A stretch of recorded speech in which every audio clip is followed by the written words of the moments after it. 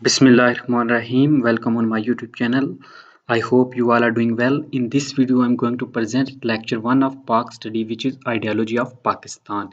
Ideology of Pakistan कहते हैं उर्दू में नज़रिया पाकिस्तान, जिसको आपने बहुत दफ़ा सुना भी होगा और पढ़ा भी होगा, जिसके बारे में कि बेसिकली हम कहते हैं कि ये नज़रिया पाकिस्तान इस्लाम ही है, यानी इस्लाम की बुनियाद पे ये पाकिस्तान मुल्क जो था ये बना था, ये इसकी आइडियोलॉजी थी।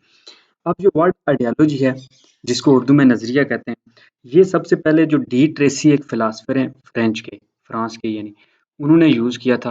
क्योंकि जो सबसे पहले अगर मॉडर्न हिस्ट्री में देखा जाए तो जो आया है रेवोल्यूशन वो फ्रेंच में आया था। इसलिए जो है ना फ्रेंच को बड़ी उसकी रेवोल्यूशन को इम्पोर्टेंट माना जाता है हिस्ट्री के पर्सपेक्टिव से।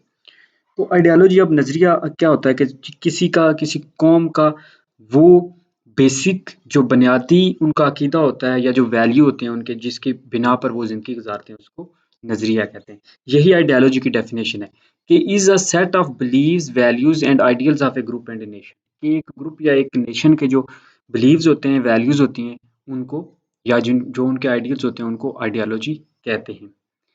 आइडियोलॉजी अब जो होती है ये इंसानों में social consciousness of the people, लोगों के जो सोशली तलक़ात होते हैं, जो उनका शऊर है उसकी वजह से डेवलप होती है। इसमें प्रिंसिपल होते हैं, एक सेट ऑफ प्रिंसिपल होते हैं जिसके तहत जो है ना वो लोग ज़िंदगी गुजारते हैं। फ्रेमवर्क होता है, एक्शन और गाइडेंस होती है। गाइडेंस सिस्टम होता है जो उनको ज़िंदगी गुजारने के लिए एक ऑर्डर के साथ एक ऑर्गेनाइज़ वे से हेल्प करता है। अब जो मेन आइडियोलॉजी है वो एम्फसाइज़ करती है। एम्फसाइज़ का मतलब होता है ज़ोर देती है। कुछ जो पर्टिकुलर प्रिंसिपल होते हैं जिसमें आइडियल्स हैं या ब्लूप्रिंट है फॉर द फ्यूचर, जो उनको फ्यूचर में यानी फ्यूचर में उन्हें किस तरह ज़िंदगी गुजारनी है उस लिहाज से उनको गाइडेंस प्रोवाइड करते हैं।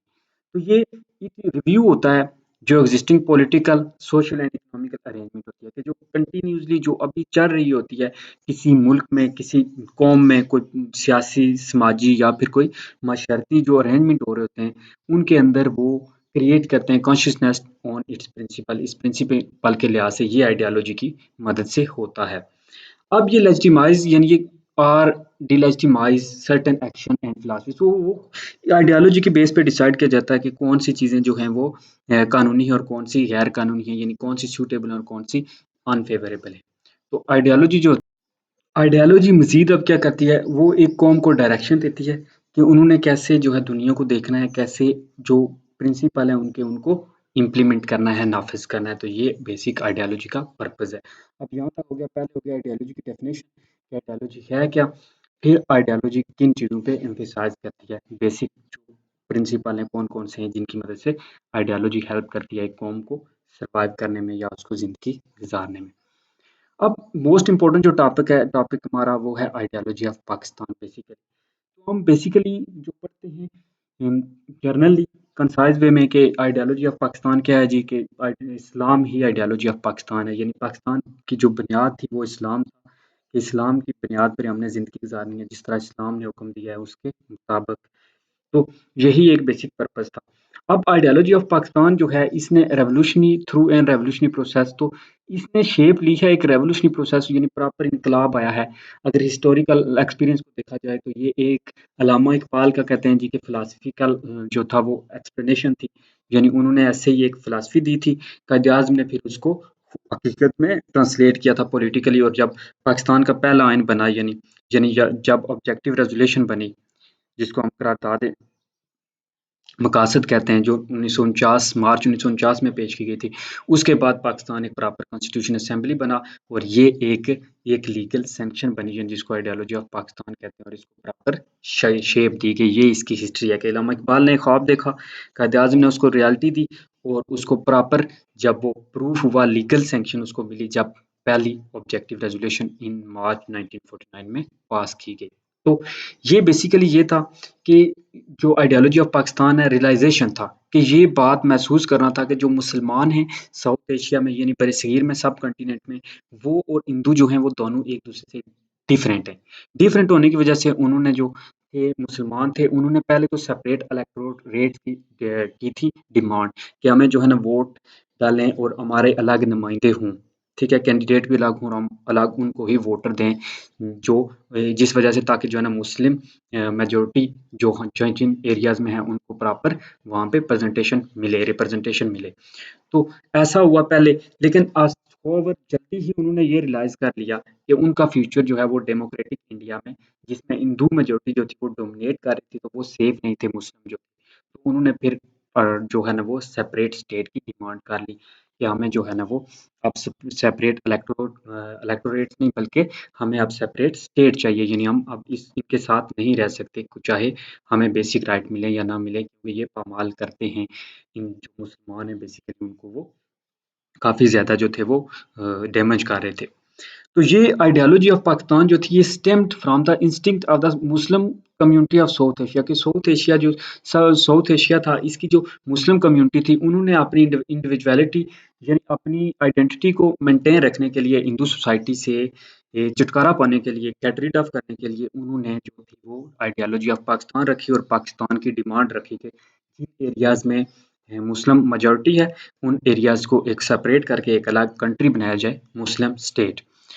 अब मुसलमान ये बिलीव करते थे कि इस्लाम और हिंदुइज्म जो है वो टोटली टू रिलीजन है।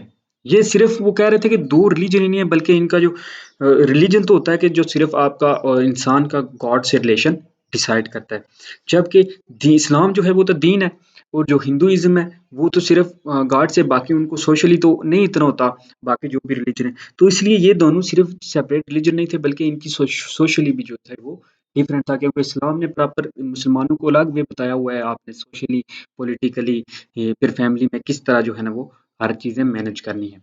जबकि बाकी जो रिलीजन है उनमें इस तरह की कोई चीज़ नहीं है। तो इसलिए ये दोनों सिर्फ़ कोई रिलीजन ही नहीं थे, बल्कि इनमें सोशल ऑर्डर हर चीज़ जो थी वो कल्चर डिफरेंट थे। तो ये दोनों फिर टोटली सेपरेट थे हर लिहाज से। तो इसलिए इनके दरमियान में कोई कंपैटिबिलिटी नहीं थी, ना ही ये कोऑपरेट कर सकते थे एक-दूसरे के साथ।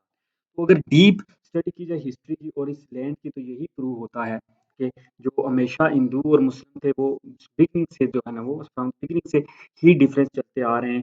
क्या होता है कि वो स्ट्रगल कर रहे हैं, जो कभी जो है वो सोशल ऑर्डर में कभी क्लैश हो रहे हैं उनके, ठीक है, मैनिफेस्टेड है कि उनकी जो है ना वो फिर बचपन से ही, स्टार्ट से ही जो है ना हिस्ट्री के यानी जब पहली दफ़ा यहाँ पे स्टार्टिंग में अगर देखा जाए आर्यंस आए, तो उन्होंने जो है ना तमाम इंसानों को ग्रुप्स में, क्लासेस में डिवाइड कर दिया। इसी तरह फिर जब मुस्लिम्स आए, तो तब से 712 में मोहम्मद बिन कासिम का ज़िक्र करते हैं, तो उस वक़्त से ही जो है ना वो इनके क्लैश और आपस में कॉन्फ्लिक्ट चल रही हैं, ये आपस में इकट्ठे नहीं हुए।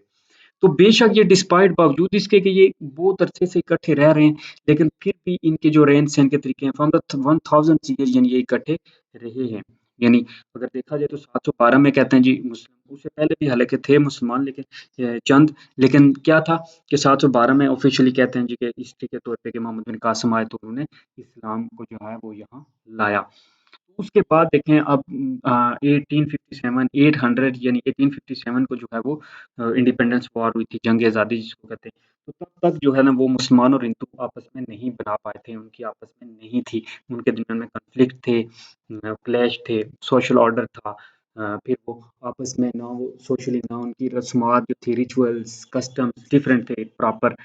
इसलिए जो है ना वो ये बेसिक नीड थी, क्योंकि उनकी eating habits, music, architecture and script all are poles apart, दोनों एक दूसरे से मीलों दूर थे, एक बिल्कुल ऑपोजिट थे।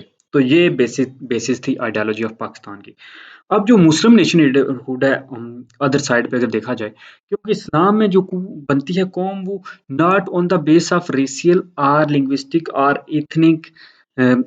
Ethnic rather they are a nation because they belong to the same faith Islam. तो इस्लाम में नेशन का ऐसा कोई कंसेप्ट नहीं है जैसा बाकी कंट्रीज़ में या मज़ाहिब में है, कि बाकी मज़ाहिब में है कि एक टेरिटोरियल, अगर एक इलाके में लोग रहते हैं या एक तरह की ज़बान बोलते हैं, एक कलर के हैं, तो इस लिहाज से उनको एक नेशन कह दिया जाता है। जैसे व्हाइट पीपल, ब्लैक पीपल, फिर अफ्रीकन्स, जमैका। लेकिन क्या था, इस्लाम में ऐसा कोई कांसेप्ट नहीं था। इस्लाम जो था उसकी जो बुनियाद थी, वो नेशन की ये बुनियाद थी कि तमाम लोग एक फ़ेथ से ताल्लुक़ रखते हैं, इस्लाम से, सबका एक यकीन अल्लाह है कि अल्लाह एक है, सब अल्लाह को मानते हैं, तो इसलिए जो है ना ये एक कौम है। इसलिए इन्होंने कहा कि उन एरियाज़ में जहाँ पे मेजॉरिटी है, मुस्लिम्स की वहाँ पे एक सॉवरेन स्टेट यानी खुद मुख्तार स्टेट बनाई जाए जो could order their life in accordance with the teaching of holy Quran and Sunnah of holy prophet peace be upon him, जहाँ पे वो बिल्कुल इस्लाम के मुताबिक अपनी ज़िंदगी गुजार सकें और कुरान के मुताबिक और हज़रत मोहम्मद सल्लल्लाहु अलैहि वसल्लम की टीचिंग के मुताबिक ज़िंदगी गुजार सकें। तो ये थी आइडियोलॉजी ऑफ पाकिस्तान बेसिकली।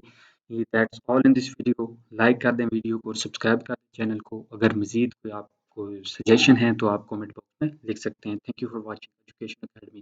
अल्लाह हाफिज़।